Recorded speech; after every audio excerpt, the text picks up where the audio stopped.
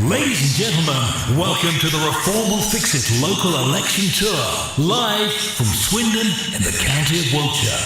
Please welcome Councillor and broadcaster Darren Grimes.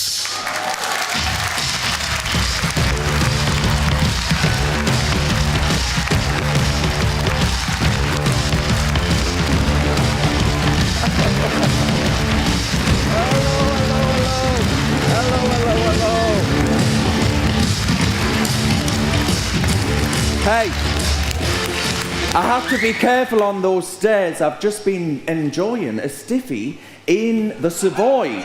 The Savoy, have you been in that Spoons? Oh, honestly, I tell you what, the measures they give you, they aren't half generous. But I'm grateful to them. Here we are. I'm also grateful to you, my friends, for coming out tonight, and especially to our candidates, members, but ordinary members of the public as well. You know, we in Reform, we do things differently. We actually allow democratic participation. That's exactly why our party was the ones that actually forced the government to allow elections to go ahead.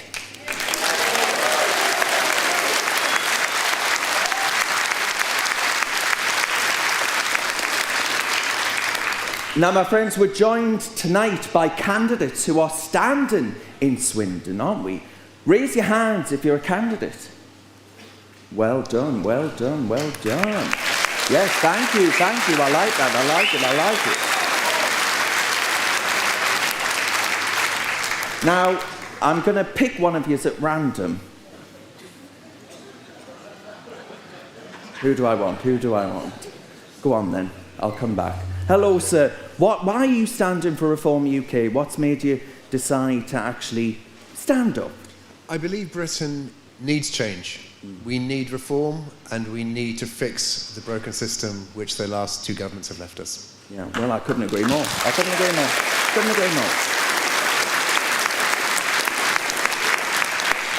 The established parties have let down places exactly like Swindon, Wiltshire in general, for far too long, and it's time, actually, for change. You remember Starmer promised us change? Well, the only change that I've got is that I've got none. I've got no change. I'm skint. Energy bills, up. Everything's up. Taxes, up. Petrol at the pump, up. U-turns, more U-turns.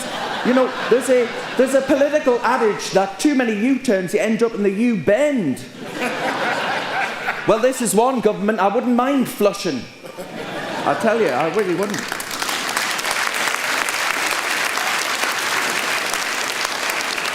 We're also joined by our brilliant party members. Raise your hand if you're a party member. Ooh, I love it. Lots. Now, there are two that I clocked wearing Reform UK shirts with Mr. Farage on the back. Now, are you two related to each other? No? But you are both wearing our fabulous football shirt. That's right, had to be done. Has to be done, yeah. Why have you decided to wear the party logo with such pride? There's nowhere else we would rather be than this place, you know. We're fully supporters of Farage. Yeah, and that's what I think Reform stands for, supreme confidence in what we can be as a country and as a town. Yeah. So it had to be done. Yeah, I like that. Thank you so much. I like that because walking around Swindon, you can see the problems, right? The problems are evident, are they not? And the problems are totally unfair because Westminster would rather focus on making sure that it funds and supports net zero ambitions and all these other things, whilst you all shiver at home. And I'll tell you what, it's cold in this place as well. Where's that heating? Where's that heating? Cannot afford it. That's the problem. Cannot afford it. The issues are big, they are real, but actually we are the party willing to tackle them. And that's exactly why we've invited members of the public here tonight who aren't members of Reform UK. If you're not a member of Reform UK, can I ask you to raise your hand? Lots, yeah, lots, yeah. Well, thank you so much for coming out tonight. We genuinely do want to engage voters who haven't made their minds up yet, who do want to know what Reform UK has to say, and that, I think, is why we're all here tonight. And we are, by the way, the first political party with, dare I say, the balls to do this. You know, it's a risky business. It's a risky business. But we are willing to do it because we recognise the importance of actually being able to speak directly to voters. And that's why Nigel Farage and his social media platform is so incredibly powerful. Now, my friends, I want you actually, when I say swin, you say done, okay? Swin! Done. Swin! Done. Swin! Done. I love it, I love it, I love it. Right, okay, we're going to get over here now to our member section. Now, those of you who are not members of the party, where have you been? Where have you been? Where have you been all my life? That's what I want to know. We're going to go and get the views of our committee members who actually serve their branches, build their branches, and it's the branches that allow us to put forward candidates and actually support elections. Without that, we wouldn't have the democratic ability to put ourselves forward, would we? No, it's the only way. We've got to get together as a group to demonstrate what we believe in and protect and get our country back. Yeah. And membership, what does it give you? What does it give you? So for myself, I joined as a member and ended up getting more involved. As a few of you know me. I think for me, it's given me a great new family. Oh, I love it. Yeah, I've met a lot of really great people. In Swindon in particular, how does it being a member actually help candidates who are putting themselves out there, working hard, fighting for change? Well, just a membership will help be able to fund leaflets, for example, and just make us be able to get out there and put the word out there in Swindon. Yeah. And hopefully, come the 7th of May, we will win because of people's support like that. Yeah, you will. You will.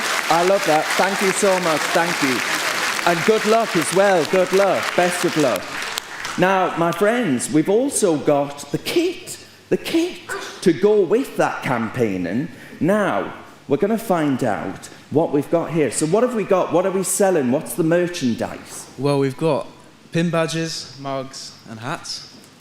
Beautiful. These pin badges, look at those, beautiful. £5 for the badges, 15 for the hats, £10 for the mugs. Well, to be honest with you, I think at this point I might take a hat myself. It's quite chilly. But like you said earlier, they're fabulous. Oh, I love this. I love it. I've got one myself. I'm never out of it. Out of it. Get this at events only, special time deal. Well, there we are. 2 shirts for £75. Oh, brilliant, brilliant. All merchandise goes directly to fighting the election. So there we are. Round of applause, please. Round of applause. Thank you. Right. We're going to introduce now 2 fabulous guests who actually have been part of the fight and the cause and actually out there already either elected or recent experience of fighting in elections. You might be aware of who I mean in that. You might have heard of a certain by-election, I wonder. Now, let me get round here. I tell you what, it's pretty precarious because there's a very large drop round here, and I know for a fact that yous would all laugh if I went flat on me back in this chair. I live to tell the tale. Now, my friends, we're going to introduce Councillor Saffron Syms-Brydon, who joins me from Durham County Council. Can I get a round of applause?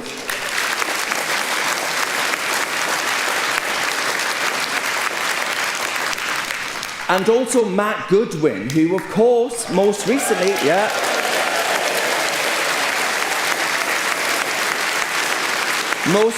fought the Gorton and Denton by-election for this great party. Can we welcome them on?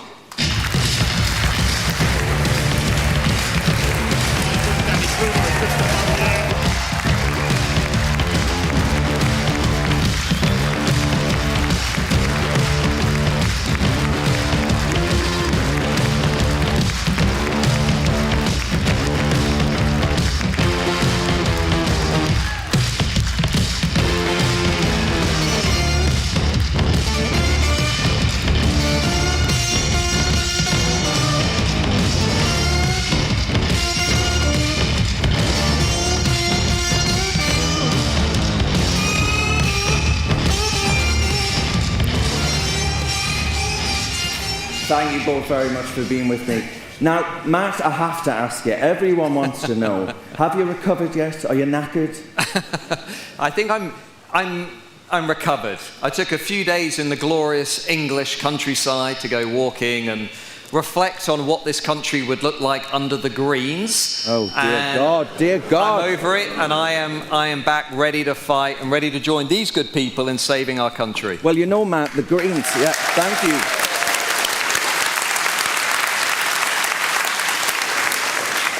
The Greens say they want to legalise all drugs, and I said, listen, I tell you what, the only thing that would get me through a Green government is probably some of those hardcore stuff. You know, that's it. Matt, I have to ask you, you say you've taken a break, but actually, my friends, he hasn't taken a break. This man never stops. He never stops. He's like the Duracell bunny. He is.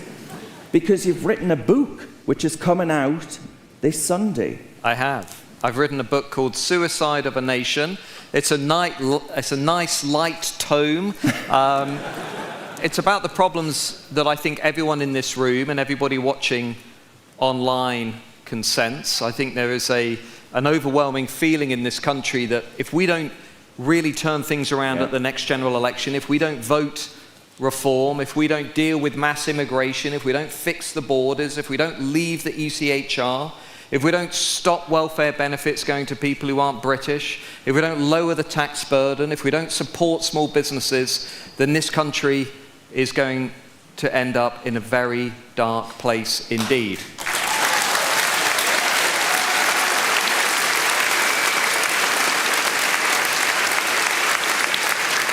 I agree with that. How many of you, please raise your hand if you believe that in your lifetime, Swindon has changed in a way in which you didn't vote for? Wow, look at that. You see what I mean, Matt? It's palpable, is it not? It's everywhere you go, Gorton and Denton, Swindon, London, the east coast of England. I think it comes down to 5 words. I think everybody can feel that we are losing our country. And I think that is what this is about.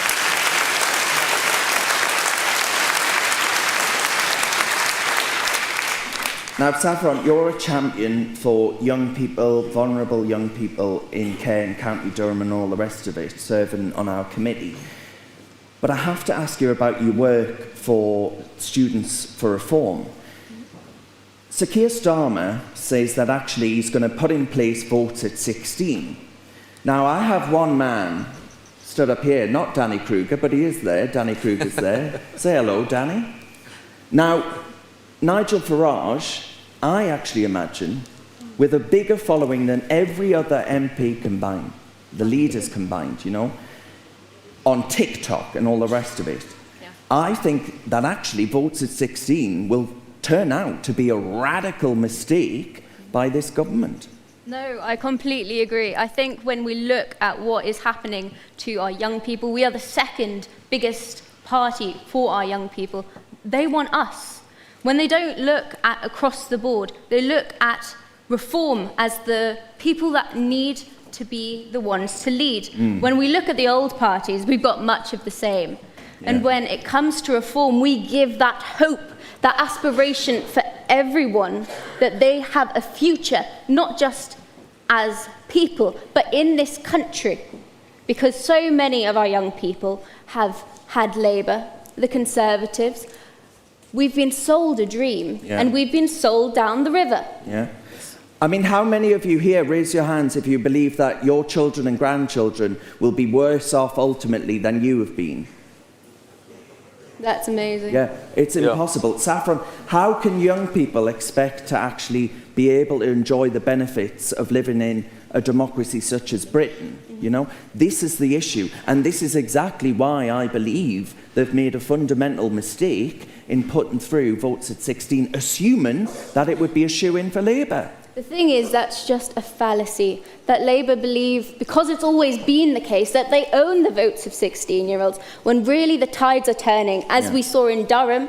When I knocked on the door to all the student houses and supported the fellow candidates, it wasn't Labour they were asking for, it was reform. Absolutely, yeah, well, I agree. And what does Swindon want, my friends? Well, oh, I heard the party name, I heard the party name. I like it, I like it, I like it. Now, Matt, your book coming out, you are clearly labouring the point hard and often, at every chance you get, that actually ultimately we are in Last Chance Saloon. You know, we are drinking at that bar over there in Last Chance Saloon. And many of you have drank at that bar over there, by the way. I'm watching you. Now, ultimately, many people may be of the view that actually we don't have time to turn things around. You know, all of the people that say, young people especially, I'm off to Dubai, I'm off to Australia, I'm off to wherever else. Can we actually offer young people hope in this scenario we find ourselves in? Well, I think there's an old saying about the British, which is that we tend to lose every battle except the last. And it feels to me as though what we're heading into here is a really important historic general election.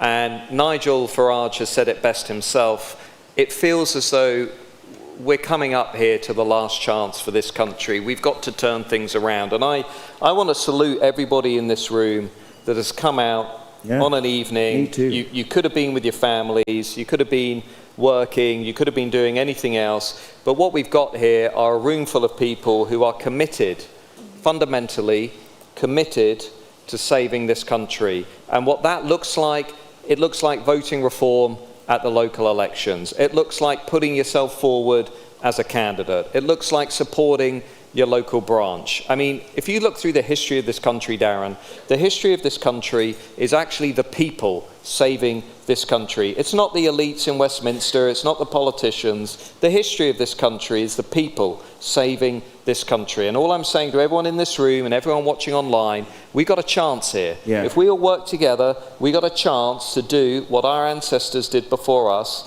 which is turn the tide and save this country that we love. Yeah. I agree.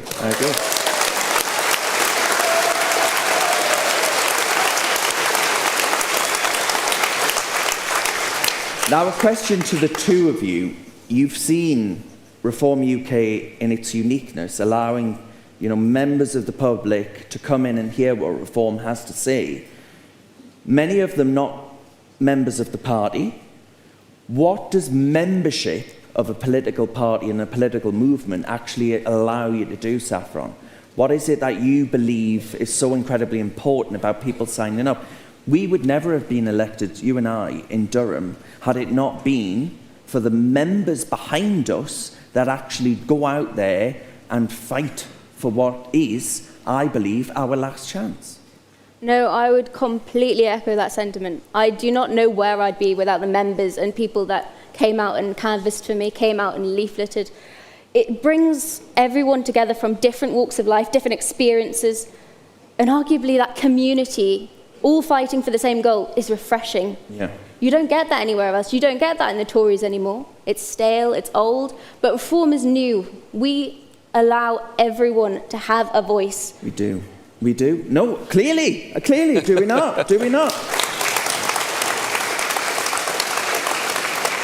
Matt, I have to say to you, I think a lot of us in this room, how many of you were depressed by the Gorton and Denton by-election result? Right? I feel allowed to put my hands up. Yeah. Well, yeah, of course you were. He worked like a dog. But Matt, I have to ask you, what is the positive that you take away from that by-election? You know, we all view that as a scary... It's a revelation of the extent of sectarianism within British politics. But are there any positives there? Reform coming second in the Labour Party's 6th safest seat. It's extraordinary. What are the positives to take away, Matt? Gorton and Denton was our 440th target seat, okay? We shouldn't have even been competitive in that seat, and here we are beating the Labour Party into 3rd. Let me tell you what I learned during that by-election, and I've not said this before. I learned that Reform is not a political party. Reform is a family.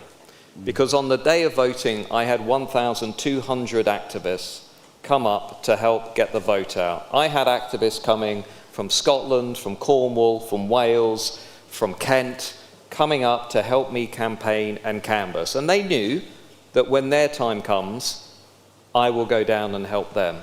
And it struck me, we're not a political party. We're a family, and we're driven by a sense of purpose that runs much deeper than anything that motivates Labour and the Conservatives. And I'll never forget a guy, he'd never been interested in politics before. And he said, you know what, I'm voting Reform at this by-election, and I'm even going further. I'm going to put a sign in my garden. It says, vote Reform.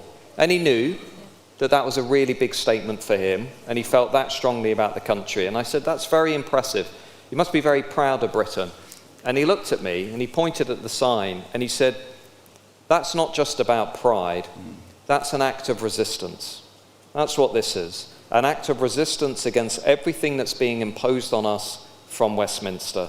And I think that's what Reform is about.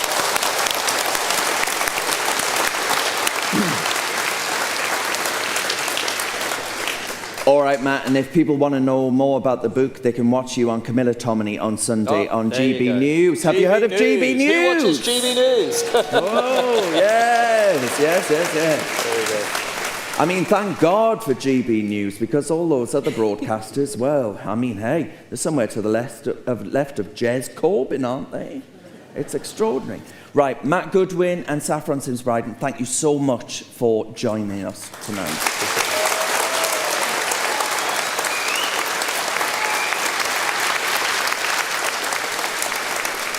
Now, Swindon, I've just had some breaking news. There's a bull on the loose in Swindon. There is a bull on the loose in Swindon. So I think that means, my friends, that it's time to introduce our party chairman, Dr. David Bull.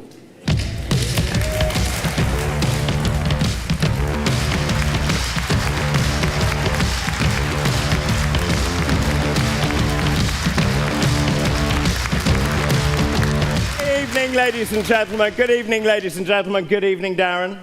Good evening, David. Now, you heard what our two guests had to say tonight. I mean, that picture that's painted of the Last Chance Saloon, you know, the number of people coming forward to you at all the events that you do, how much of a inspiration and a family-like movement are we becoming? So that is absolutely true. As many of you know, I spent the last 7 months going around this country. I've seen 7,000 people in working men's clubs in the north of England, in the Midlands. I've seen people in East Anglia. I've been everywhere. And you know, people are coming up to me crying, saying, you are literally the last hope for Britain. The country, this once great country, is decimated. But one of the other things I just want to tell you is that when I look back to 2019, when I was a member of the European Parliament, when Nigel got me involved with this party, is that when we turned into Reform UK, they told us we reached our plateau when we got to 2%, and then 6%, and then 7%. Ladies and gentlemen, tonight we are polling at 30% across the United Kingdom.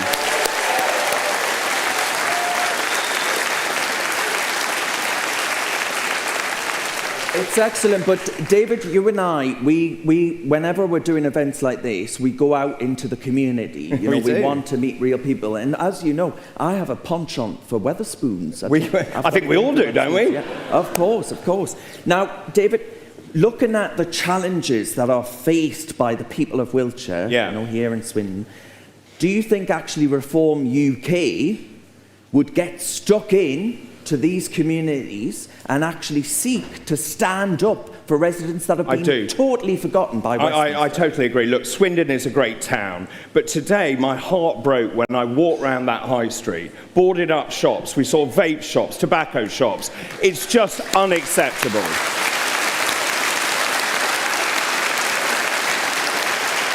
You know, one of the other things, and this was truly shocking, I'm a doctor by training. As I went into a pub, a man was shooting up heroin in the doorway of the pub here in Swindon. That, ladies and gentlemen, is unacceptable. It will not happen under a Reform UK government. We will ensure we put Swindon back where it belongs.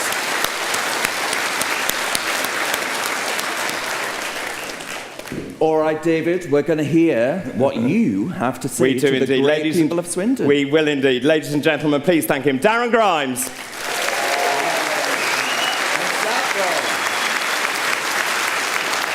Well, a very good evening to all of you here in Swindon. I'm Dr. David Bull, and let me tell you, I am really proud to be the chairman of Reform UK. I'm so delighted, as I said earlier, to be here with you in Swindon.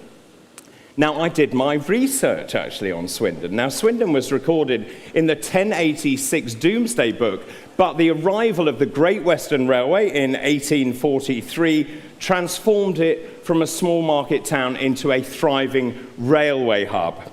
Also, who can forget that Swindon is also home to the Magic Roundabout? No, not that one, not the one with Dougal and Zebedee, not that one.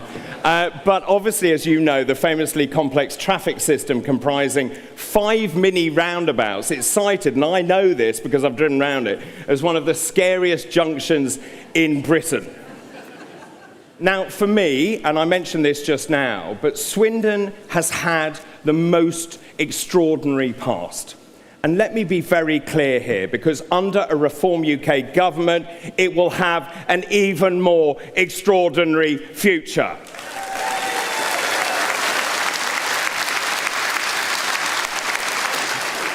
Now, also, this is a really fascinating political seat, because since 1983, the people of Swindon have always backed the political party that goes on to win the next general election. Now, at the last election, Labour was given a whopping majority. But here's the really good news. From my point of view, and hopefully from yours, we have decimated that majority. I looked at the latest polling earlier today. It shows that if there was a general election tomorrow, we are in touching distance of winning this pivotal parliamentary seat. That, ladies and gentlemen, is nothing short of extraordinary.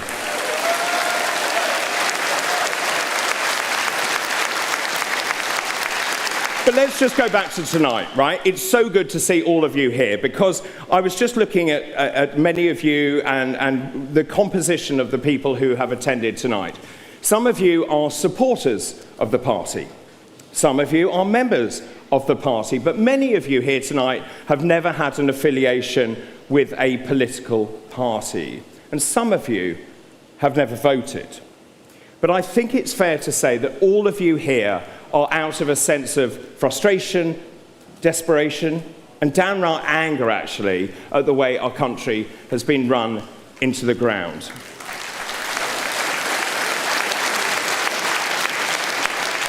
I think it's also fair to say this current government is the worst I have ever seen in my lifetime.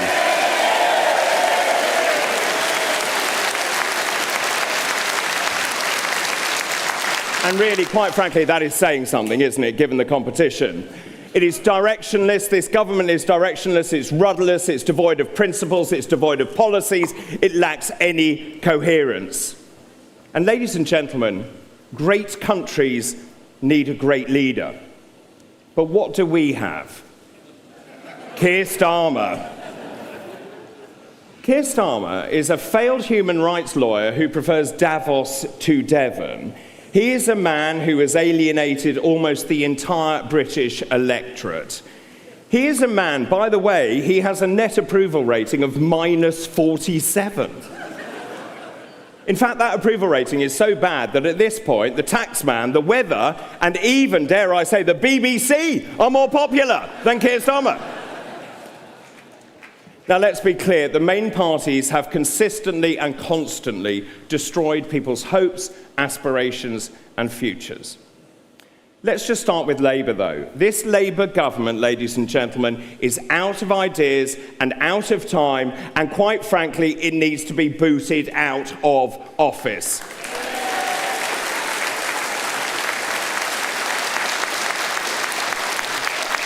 This Labour government has absolutely no idea what it is doing. And astonishingly, you know this, it's already on its 16th U-turn. They have trashed the economy, they have kicked businesses where it hurts. The rise in employer national insurance contributions has decimated them, forcing businesses to stop recruiting or close their doors. And they have launched full frontal attacks on everyone. On our farmers, our industrial base, our pubs, people who work hard, and worst of all, as a medic, they have attacked our pensioners, and that is unacceptable.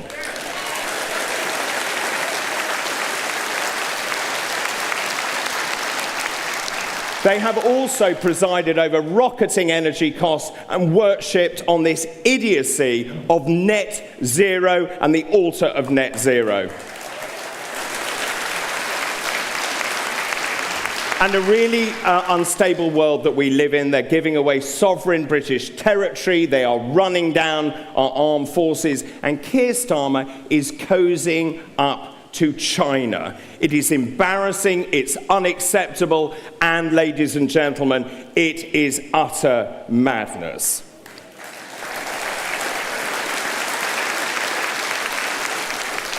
What I think is really unforgivable, actually, is they have allowed the illegal invasion of our country to continue unabated.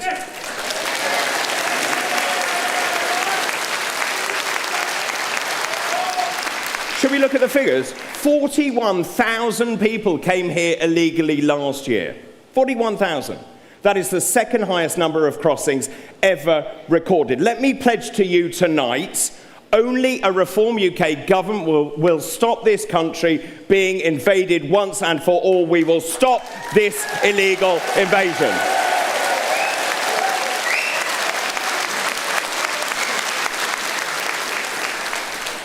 I think it's fair to say, ladies and gentlemen, this government has been nothing short of an unmitigated disaster. You can't trust a single word they say. And whilst I'm at it, they keep accusing Reform UK of wanting to privatise the NHS. I'm a doctor. I'm also the person who wrote our policy on health. Let me be clear, this is a blatant lie. It smacks of desperation, and under a Reform UK government, the NHS remains free at the point of need.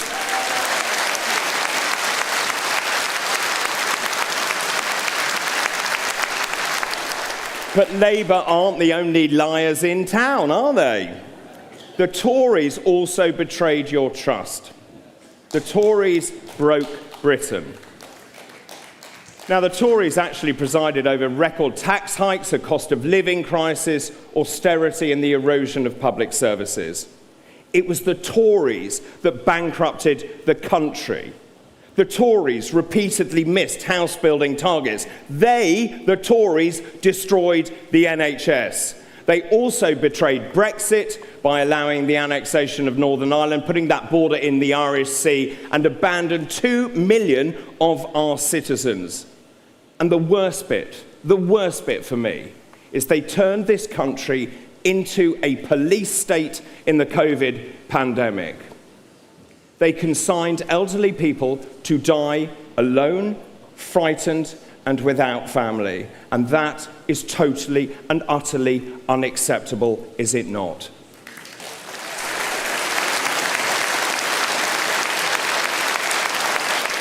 They were also responsible for an open-door immigration policy. They let in nearly 150,000 illegal immigrants into this country. And what's worse, under Boris Johnson, 3.8 million unskilled migrants legally came into this country, of which half will never work.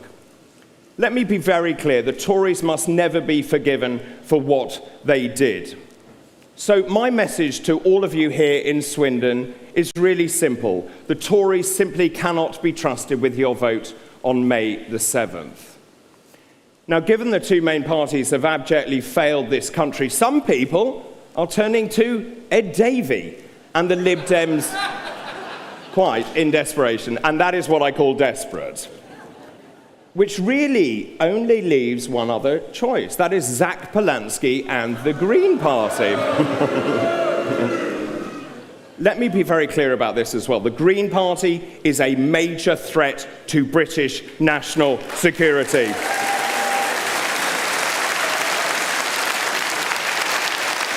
The Green Party is a major threat to community cohesion. It will tear towns like this apart. It is a party more interested in Gaza than in Great Britain.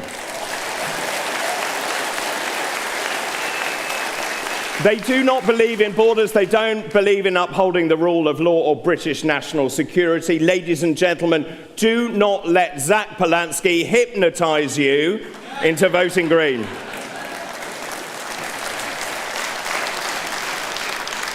So that brings me to where we are now. I believe passionately that Reform UK is the last chance to save this once great country. We are the fastest growing political party in this country. We are now the largest political party in this country. And since I've been chairman, we have gained 5,000 new members every single month.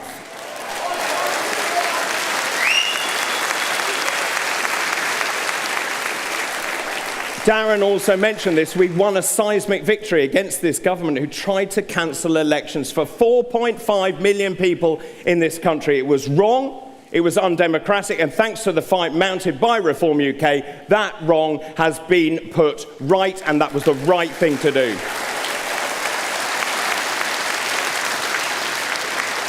We now have 8 members of Parliament, and we are not stopping there. And we have led the last 250 opinion polls. And the latest polls have us on course to win a thumping parliamentary majority, which is amazing news. But here's the very sad news. We would also have to say goodbye to Angela Rayner. I know. We would say goodbye to Rachel Reeves. And my favourite of all, Mad Ed Miliband is out of the door. Now, make no mistake, the future is bright. I think the future is turquoise. And this is your chance, ladies and gentlemen, to be part of our movement and change British political history. You really can make all the difference. We need you to support us and to become members of this great party. Just look at the difference people like you have made so far. In Staffordshire, Reform UK has saved 63 county farms from being sold. In Derbyshire, we cleared the pothole backlog we inherited. We took it from 17,000 down to 0 in the first 10 months of being in control of that council. In West Northamptonshire, Reform served notice on all 3 asylum hotels in the area. We, Reform UK, will shut all of these hotels permanently.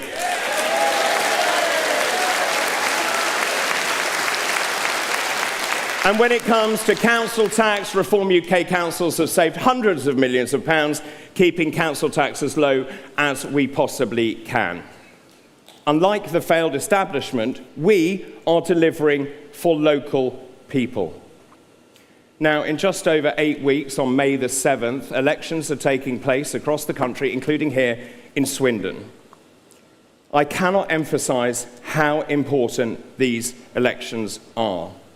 Ladies and gentlemen, this is your chance to hit the government where it really hurts. And And the way to do that, ladies and gentlemen, is to vote for Reform UK.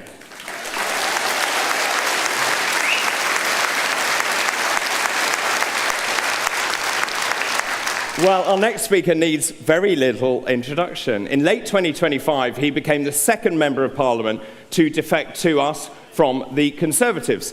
He has consistently spoken up for his constituents, he's championed common sense values and worked to ensure that the voices of ordinary people are heard in Westminster.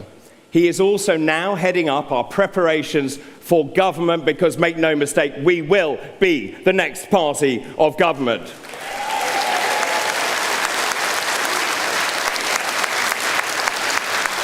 Before we meet him, though, let's see him in action. Unless ministers have a real plan and real determination, nothing changes. We've got to have courage. When Nigel Farage walks in through number 10, he's going to give the civil service the plan, and he's going to say, this is what we're going to do, and these are the people I'm bringing in to help me do it. From that moment, the elected representatives of the British people will be running the British government, and that's the change that's needed most of all. I've joined Nigel Farage's party because I believe in him and I believe in the vision that he's setting out for the country, and I believe that Britain needs reform. We've got to have substantial change. I think we have a country that is demoralised, anxious, but it's because the country as a whole doesn't know what it is or who it is, and that's because the people at the top have lost faith in our nation. What we need is leaders who get that, who are not ashamed of our country, who are not ashamed of the idea of the community, of people looking out for each other in their neighbourhoods. So my job as the head of the preparation for government team, my job is to take those proposals and turn them into a plan for government. So what's the legislation we're going to need to pass? When are we going to need it?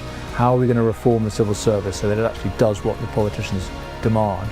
And it's going to make it work the way it should work, the way the public think it works. Our slogan is family, community, country.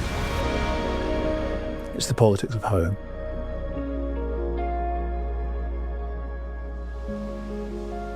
Ladies and gentlemen, please welcome Danny Kruger, MP.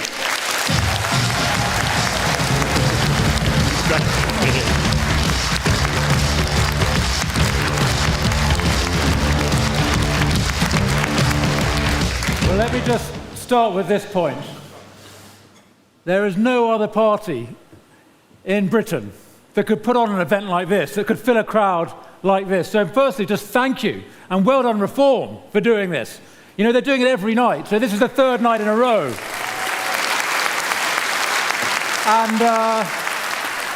And I think they're doing 18. No, I'm just doing one. This is me, done, Swindon, that's it, because I'm MP round the corner here. But David and Nigel are on the road. So, I mean, it's true, probably the Greens could get a crowd together. The problem is they couldn't actually organise an event to get them together. That said, we just heard it kind of from Matt. You know, the Greens, they're quite good at organising postal votes, aren't they? They can manage to organise a family voting, as we saw up in Manchester. And listen, I was speaking about that in the Commons the week after that by-election. What's going on with the voting there? Something went wrong. And behind me, up pops Jeremy Corbyn. You remember him? He was the one who used to get all the dodgy votes. But the caravan has moved on, and it's not poor old Jeremy. He was very angry with me. I was insulting people. He said. But listen, that's how it is. Now the torch of the radical loony left has passed to the Greens, and we've got to absolutely stand against them because, listen, obviously they're mad, obviously they're crazy, but here's the problem. They actually seem to be in power. It is Corbyn and Polanski and the people that they influence who actually seem to be running our country. So, did you see, it's good news. Last week, the Bank of England has announced they're not going to have Churchill on the banknotes anymore. He's a very divisive figure, you see, Winston Churchill, that kind of winning World War II, you know, very controversial record he has. People don't like it. So they're going to put trees on the banknotes. The Greens will be happy with that, unless they're English trees, of course. That would be racist. But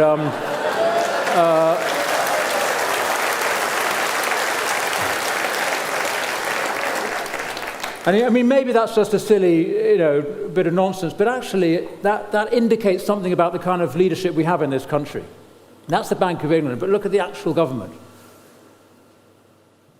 Our leaders are allowing the prosecution of British Army veterans for actions that they took on operations that they were sent on by the British government, for actions they took under the rules of engagement. They're being pursued through the courts by this government, by lawyers exactly like Starmer and Harmer and the other human rights shysters. It is outrageous what this government is doing to our people.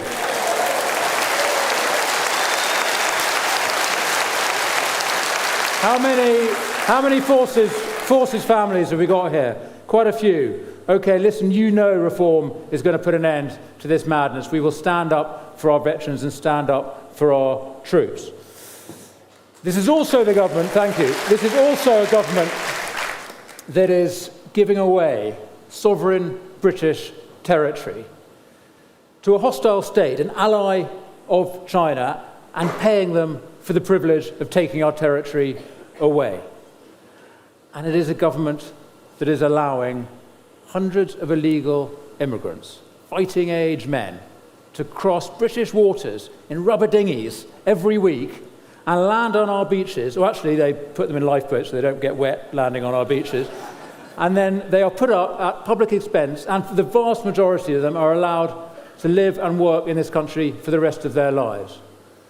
Now, someone once said the best way to understand an organisation is to imagine that it is run by a cabal of its enemies. I think that applies to our country. Doesn't it feel like that? It literally feels like we are run by people who oppose us. People who do not understand this country, do not love this country, its people, its traditions, its institutions. But, listen, change is coming. You can see it all around. You can see it here. You can see it all over the country. Change is coming. Reform is coming. And when we are in government, this country will be run by a cabal of its friends, people who actually love this country, love its people, love its traditions, and are going to stand up for Britain.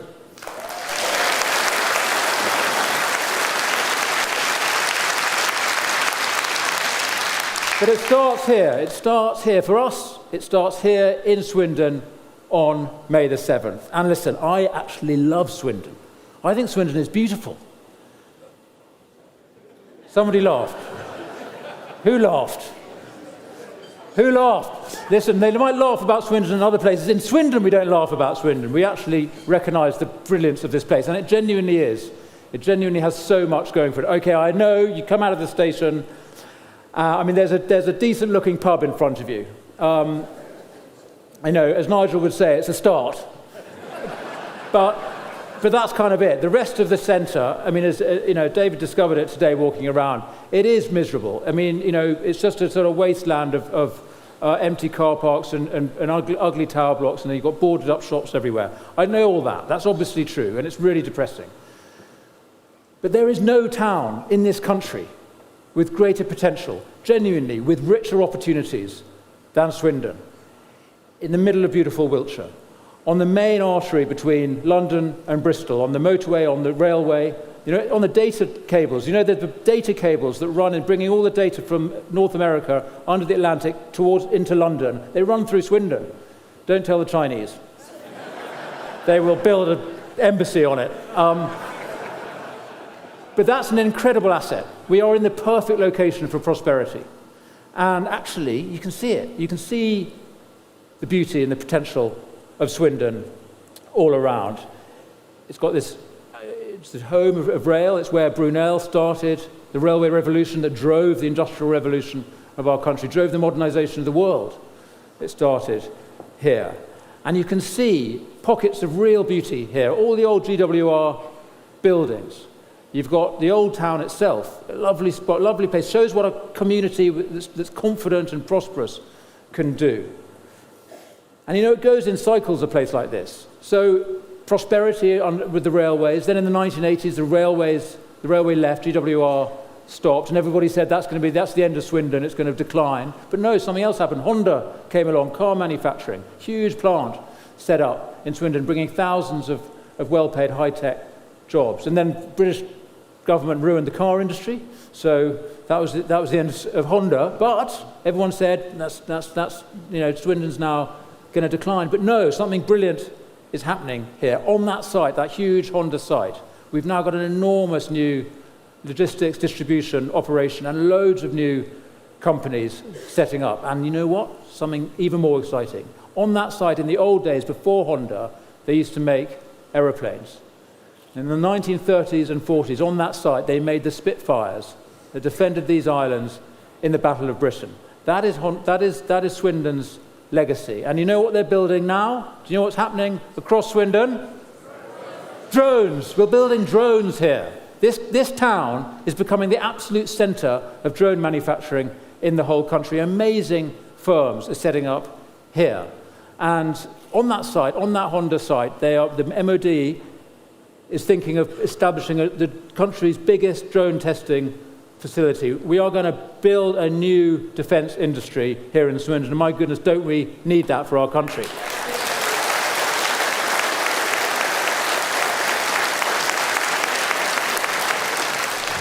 So listen, we do a lot of knockabout politics in Westminster, but I think everybody in Swindon wants the best for it, including the other parties. I'm not going to knock them. And actually, the MP for North Swindon, he's doing his best to bring that drone facility, that testing facility here. And I want to say I hope he succeeds. He's pushing his government to do that. I want him to win, and because I want us to build on that, and I want us to build on the plans that the Labour Council have been coming forward for redevelopment of the centre. But they are so limited.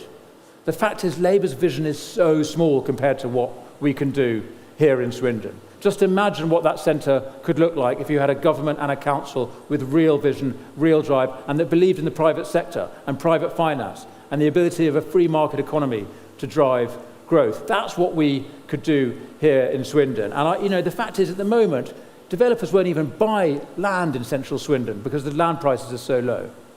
It's a huge brownfield site waiting for vision and leadership, and that is what we're going to have if we win in a couple of weeks' time. We have an amazing local reform branch, Kurt Wakefield and others. I want to pay tribute to them for getting going. Yeah.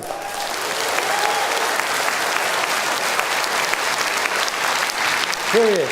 From a standing start, this guy and his team are building a fantastic campaign with such a confident vision of what Swindon could look like. With the Reform Council, we can get going immediately on improving the quality of life across our council, saving money, cutting down on all the mad, wasteful expenditure that Labour are responsible for, and starting to rebuild the centre.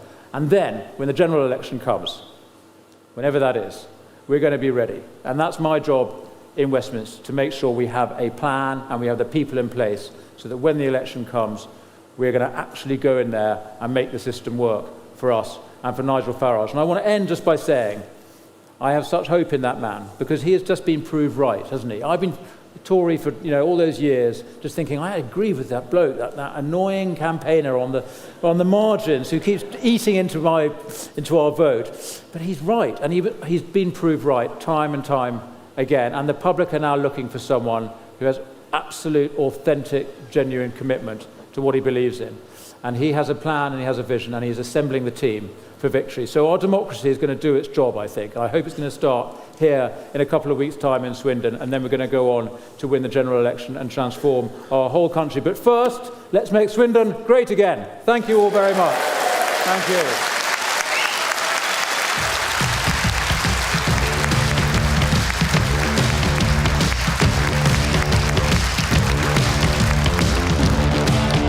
Nicely to our final speaker. Who could that possibly be, I wonder?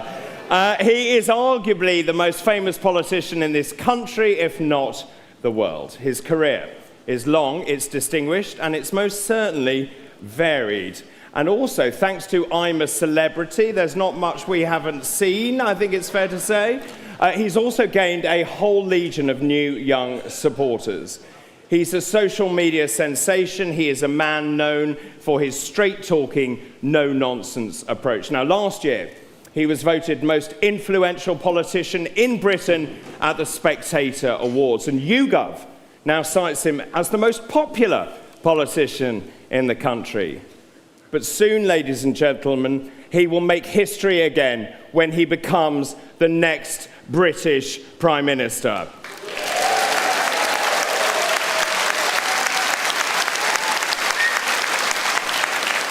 Before we meet him, let's see him in action.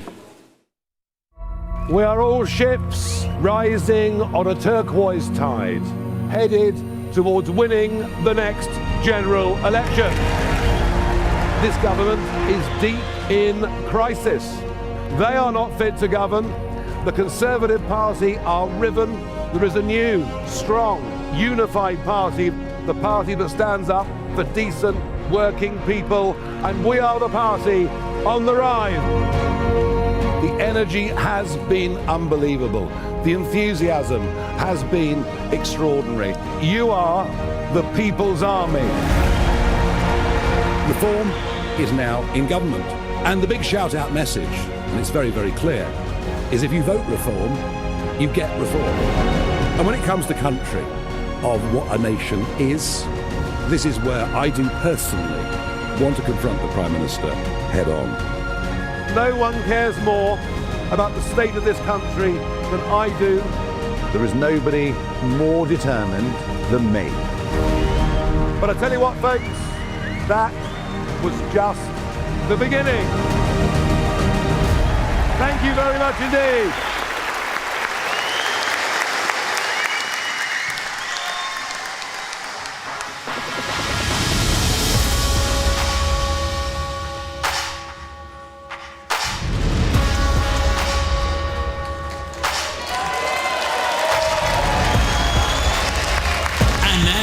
Please welcome the leader of Reform UK, Nigel Farage MP.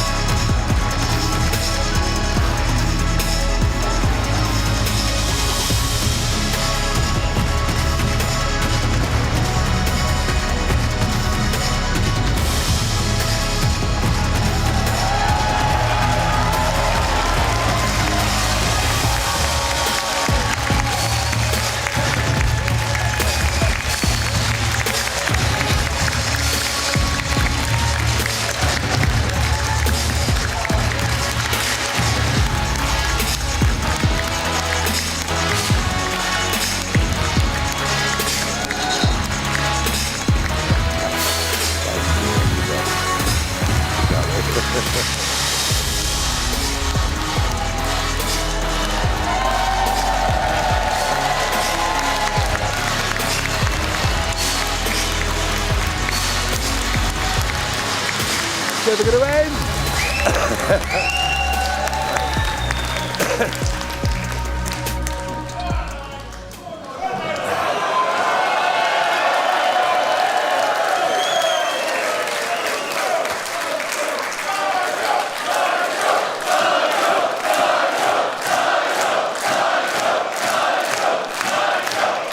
Oh dear, I'm so shy as well. Good evening, Swindon!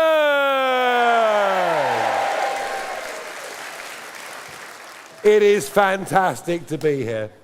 The atmosphere is incredible, and I know, because we filled this venue out, that something remarkable is happening in this town. But you know what? Something remarkable is happening in this country. I think we've woken up to the fact we've been badly led by weak leaders who don't believe in Britain, who don't believe in the British people, who are gutless, filled with cowardice, prepared to put the ideas of international courts and the woke elite and the views of the BBC. Is that all I get for the BBC? I'll have another go. The BBC! Someone give him another drink or something, you know. We've been led by weak people not prepared to stand up for this country and for its interests. And I came back into politics 20 months ago. I was out, I was retired, I turned 60, I had grandkids, I was working for the great GB News. Yeah. Not like the BBC, is it? And I threw myself back into this, and I've given it everything I've got over the last 20 months, and I'll give it everything I've got as long as I'm fit and able and capable of doing it, because you know something? We have been a very great country. We still are a very great people, but we've lost the sense of belief in ourselves. We've lost the sense of direction as a country in terms of where we need to go. And I'm going to bring it back. I'm going to bring it back. I'm going to bring back the idea that a proper country controls its borders and decides who comes to live here. I'm going to bring back the idea that the only priority for a British government is to look after the British people themselves, to the exclusion of all else. But just have a look. Have a look at who we're led by. The Prime Minister, Sir Keir Starmer, who doesn't have a patriotic bone in his body. Prepared to sell our country out to whoever it may be. Incapable of standing up and giving a speech without being scripted. I watched him on the 5th of July, 2024. He just won the general election. He'd known for a year he'd win the general election. He walks out into Downing Street with the lectern. He gives a 9-minute speech.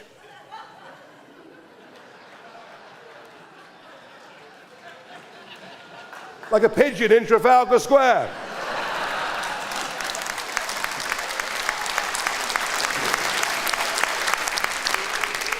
Every 2.8 seconds, he has to look down in his notes.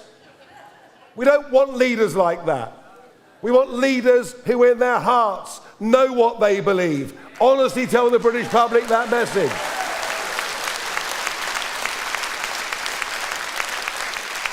And frankly, the lot that went before weren't a lot better. I've now forgotten how many prime ministers they had. But an endless stream of Conservatives elected, promising you, time and again, they'd reduce, do you remember this? Reduce net migration to tens of thousands a year. 2010, 2015, 2017, 2019, we'll reduce net migration to tens of thousands a year, and it finished up in 1 year being nearly 1 million people. Elected as Conservatives, but governing as Social Democrats, bringing us the highest taxes since World War I. The entire political establishment of this country has failed. It has failed us, and it's time for something fresh and new that believes in itself.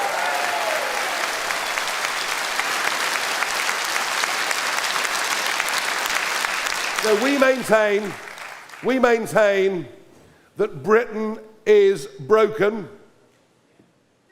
Who agrees? Who agrees Britain is broken? Keir Starmer says Britain's not broken. God, isn't he dull? He's bloody awful, isn't he, really? I mean, you wouldn't go out for a pint with him, would you? You know. And Kemi says Britain's not broken. They all say Britain's not broken. But you know what? If you're seriously ill, the one thing you have to do is get the right diagnosis, yeah? You get the diagnosis, you find out what's wrong, and then once you've got there, you can start to cure it. We know that Britain is broken, and we know that Britain needs reform. Of that, there's no question.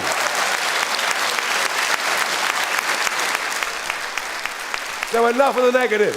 Enough of the negative. Let's talk the positive. We will take back control of our borders, simple as.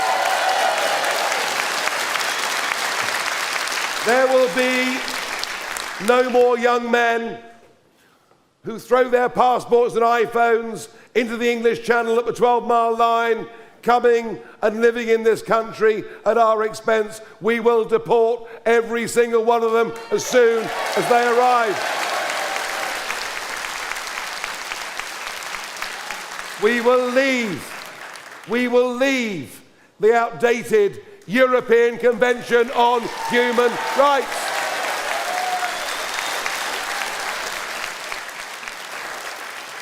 We will end the insanity. Oh, Boris. It's amazing he had the free time, really, isn't it? You know. We're going to make Britain the Saudi Arabia of wind. And all we've done is to give ourselves the most expensive energy prices in the world and watch as Swindon and elsewhere deindustrialise and our businesses go off to India, to China and elsewhere. We will end all net zero subsidies.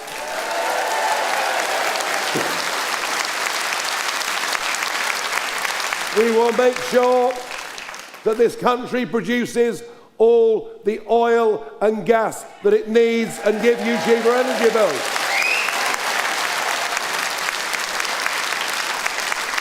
We will stand up for the 5.7 million people in Britain who run their own small businesses.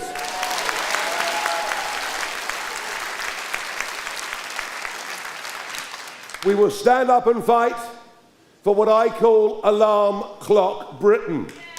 People who get up in the morning and go out to work are being taxed more than they ever were, and they see people living next door who get up at midday, smoke dope all day, and are being paid on the benefit. It's got to end. It's got to end.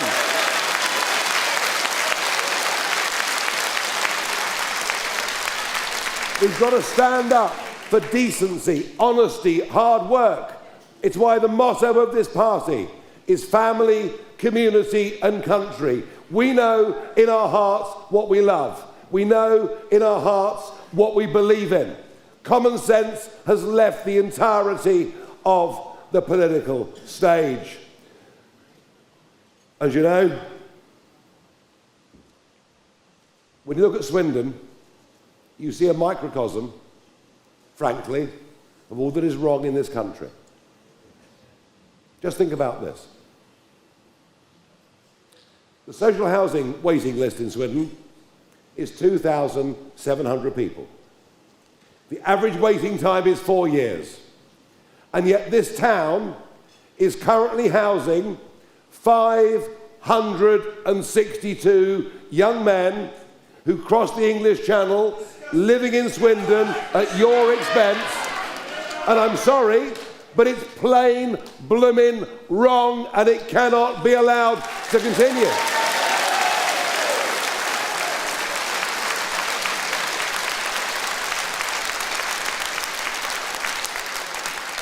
And then we look at the Labour-run Swindon Council.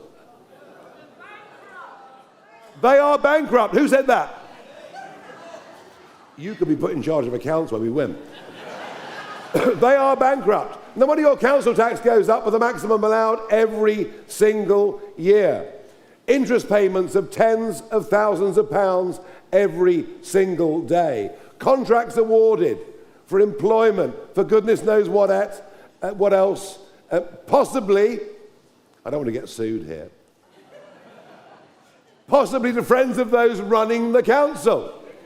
And it is not going well.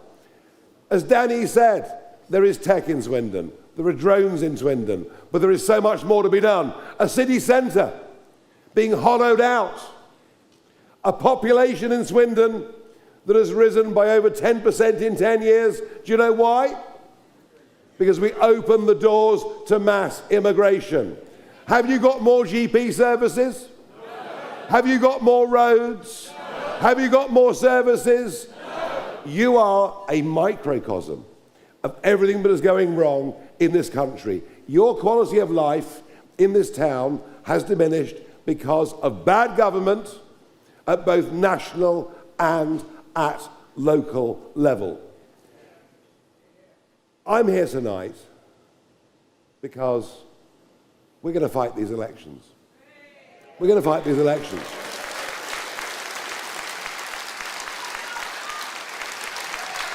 We here in Swindon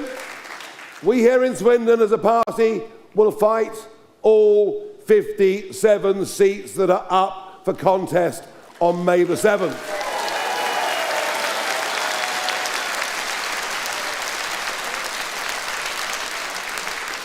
And if you want change in Swindon, well, you jolly well better vote for change in Swindon. But my big message to you tonight is this. I've given up a lot to do this. A hell of a lot. There are many other things I could be doing. I could be full-time on my telly. I could be in the pub more. I'm good at that, don't worry about that. I could be seeing more of my 3 grandchildren. There are many things I could be doing. But I think to myself, of the generations that went before us, and what they had to sacrifice to fight for this country, to keep it free and independent, at massive loss of life and injury and cost and misery and hardship, to give all of us in this room, sitting here today, the freedoms that we've got now.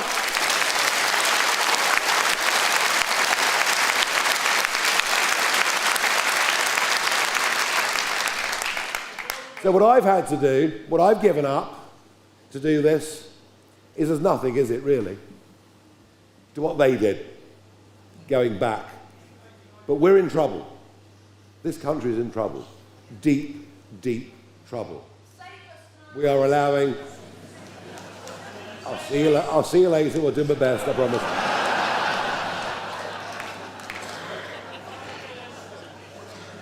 Oh, I'll get slagged off for that, no doubt.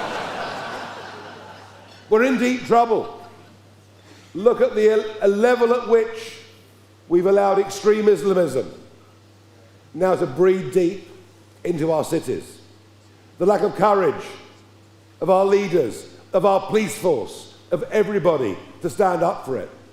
Every single other migrant wave that has come to Britain has in their own way adapted, adopted and become part of our community. Now we have communities deeply embedded in our cities that are telling us we must change our ways. We must ditch our Judeo-Christian culture for their values and their way of life. And my message is, I'll be damned if that is ever going to happen.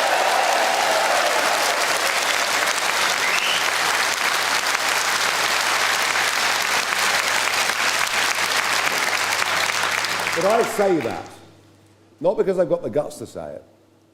I say it because I mean it. And I put it to you, there is no other party leader you can trust on this. The others might mouth it at election time, but none of them have the courage or the guts or the fortitude to carry it out. I may be flawed, as all human beings are, but I don't lack courage. I don't lack conviction, I don't lack patriotism, I don't lack determination, and believe me, I want to win. I want to win for me, I want to win for you, I want to win for our country, I want to win for the generations that come after us, and everything that we stand for.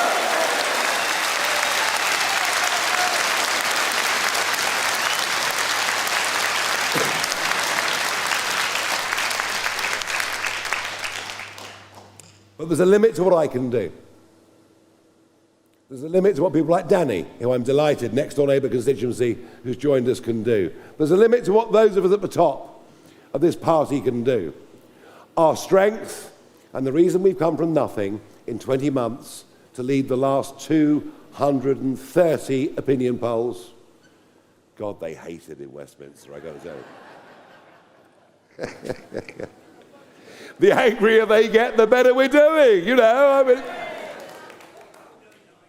but how have we done this? How have we, in 20 months, done something that no other party's been able to do in British political history? We've done it because we are a people's army. We've done it because of people like you. We're now the biggest party by membership of any in the country. And that's men and women paying their 25 quids a year to support us and help us. Without that funding, we would not be in the lead. Without that funding, we could never, ever, ever be in the strength and position that we are. And because we're there, now the bigger money's starting to come in.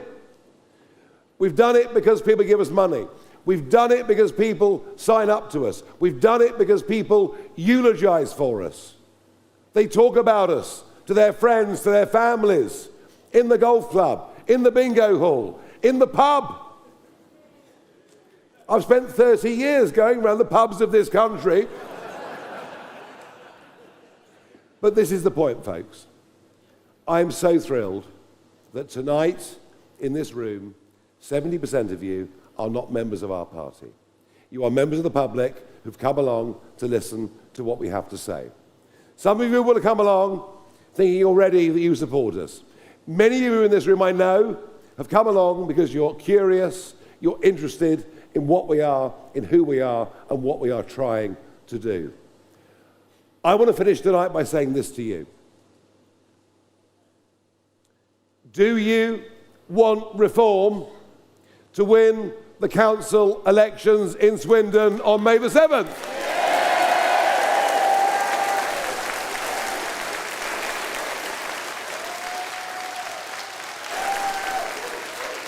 And we can do it.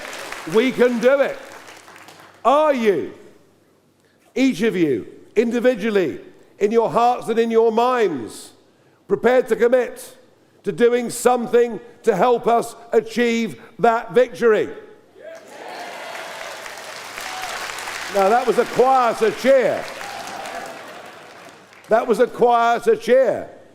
I'm asking you if you believe in what I'm trying to do, if you believe in what we are trying to do.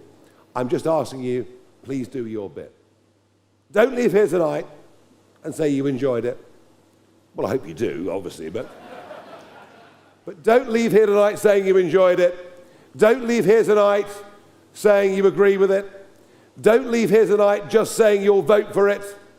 Leave here tonight saying, I will do my bit, whatever that bit is, whether it's joining us, whether it's telling your friends and family, or whatever it is. I urge you, I beg you, to join our people's army. Let us make this the biggest mass political movement this country has ever seen. Because if we don't, within 10 years, this great nation of ours would have sunk into third world status.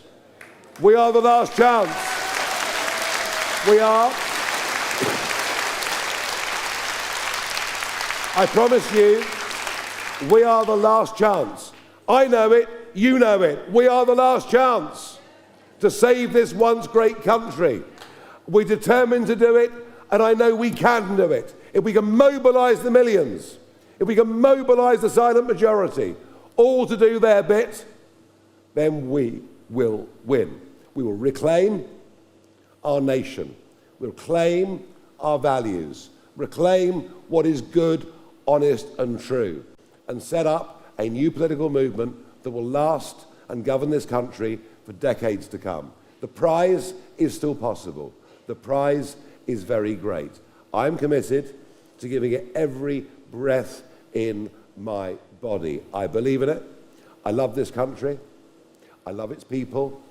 I'm horrified to see what's happening to it.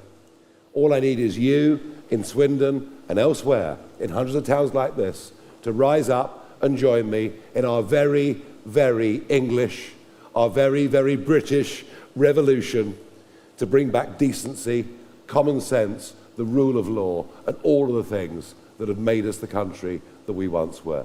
Thank you very much indeed.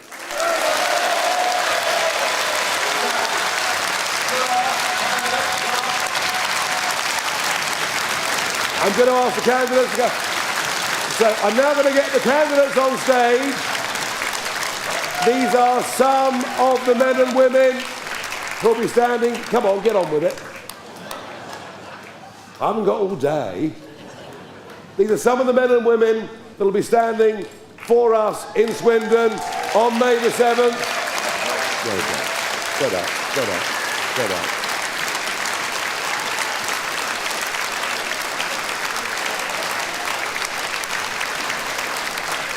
Lovely atmosphere.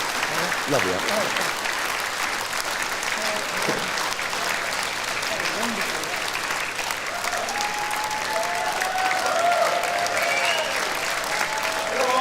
Roll up. This is amazing. Can you see, folks, what's happening here? These are men and women coming up onto this stage who will be on your ballot papers in Swindon on May the 7th. They have had the guts and the courage, most of them never been in politics before, but a belief they want to save Swindon, a belief they want to save our country. They put themselves up there, their heads over the parapet. They've no idea what's about to happen next to them. But they've done it, and you see why.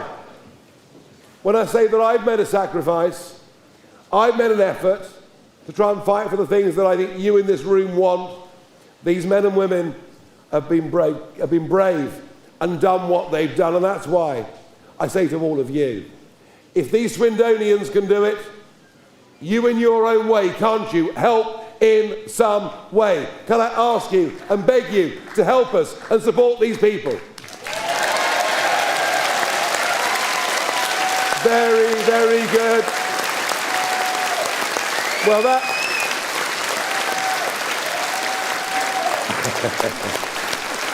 that ends the evening, but not before a few more pyrotechnics, I think.